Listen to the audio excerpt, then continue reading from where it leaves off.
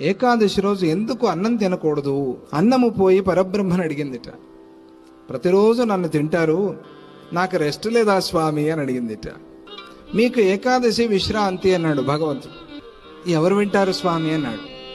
ఎవరు వింటారు? ఏకాదశి మాకు విశ్రాంతిని ఎవరికి తెలుస్తుంది? మేము ఎవరి దగ్గర నోరు మొత్తుకోవాలి? మాకు ఏకాదశి విశ్రాంతి తినద్దు అంటే ఎవరైనా వింటారా అని అంటే అట్లా కాదు. ఈ రోజు నుంచి ఒక నియమము, ఏకాదశి తిథి రోజు సమస్త పాపాలు వచ్చి అన్నాన్ని ఆశ్రయించి ఉంటాయి. ఎవరు అన్నం తింటారో వాళ్ళు అన్ని పాపాలు తిన్నవాళ్ళు అవుతారు, ఇక గుర్తుపెట్టుకోండి అన్నారు. ఇది భగవంతుడు చెప్పిన మాట. కాబట్టి అన్నం తినద్దు.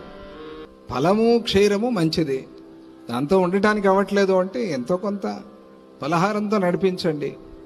ఇంట్లో కూడా అన్నం వండకూడదు, ఏకాదశి రోజు అన్నం వండకూడదు.